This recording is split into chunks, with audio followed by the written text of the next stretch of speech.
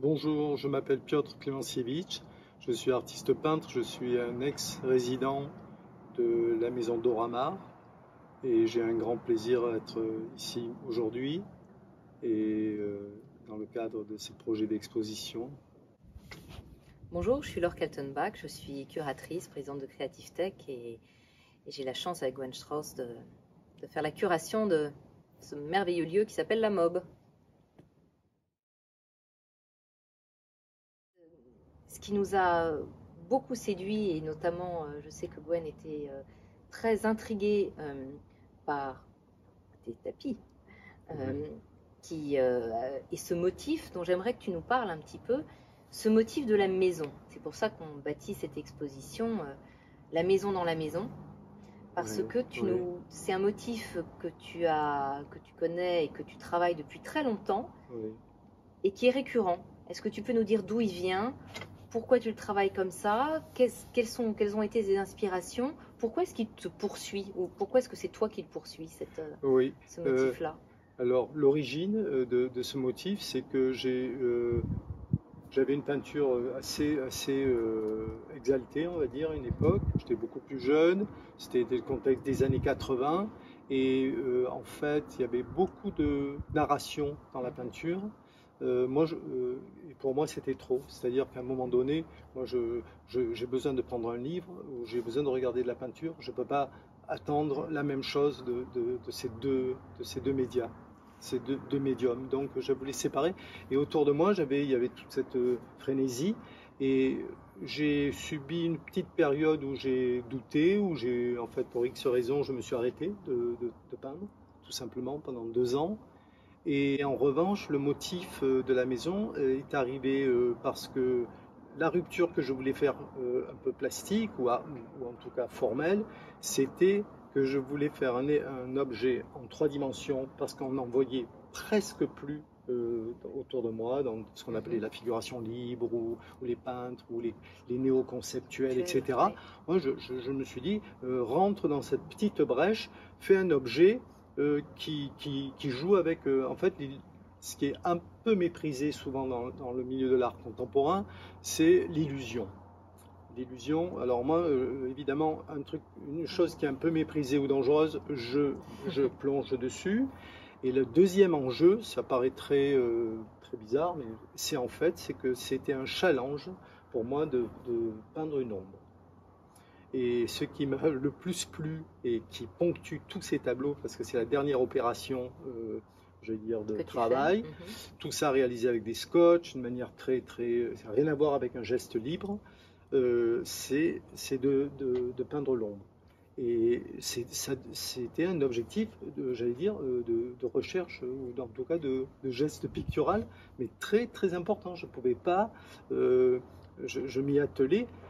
Et auparavant, évidemment, comme il y a 7, 8, 10 segments différents chaque fois, c'est le jeu de la matière qui varie, de la couleur, des textures, etc., des humeurs qui passent plutôt dans la question de la peinture.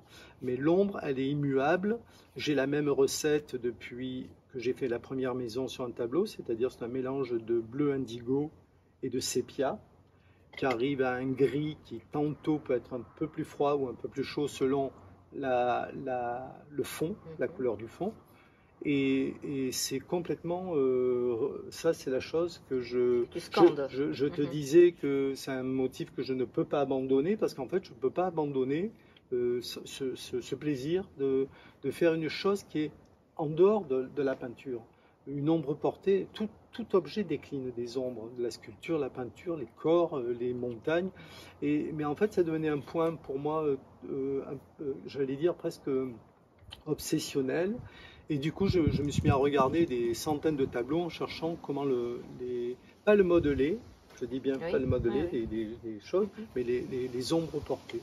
Et étonnamment, c'est complexe, parce que beaucoup de peintres, surtout dans la peinture classique, trichent avec les origines de lumière, parce qu'il faut d'abord organiser une surface. On est dans un plan, on n'est pas dans l'espace. Et j'évite évidemment d'essayer de commenter l'idée du motif d'un point de vue trop psychanalytique ou psychologique, parce que c'est pas ton propos. C'est d'abord pas mon propos, et puis je pense que je fermerai la porte à cette envie que j'ai constamment de poursuivre, malgré tout le reste, hein, malgré les travaux sur les photographies, sur les bandes, sur les autres objets. Tu y reviens, tu as évolué, tu fais énormément évoluer tout ton travail pictural, mais la maison, tu y reviens toujours. Et ce qui est assez intéressant aussi, c'est que elles peuvent se combiner à travers les périodes. C'est-à-dire celles que tu as fait dans les années 90 peuvent tout à fait se combiner avec celles que tu fais aujourd'hui. Et c'est ce qu'on a avec Gwen quand on a fait la sélection dans ton atelier. C'est ça aussi qui nous a séduit, c'est de se dire on va confronter des choses comme ça, et le regard des autres ne sauront pas quelle est la date et quelles sont les dates. Je ne les sais pas moi-même. Hein. C'est-à-dire que comme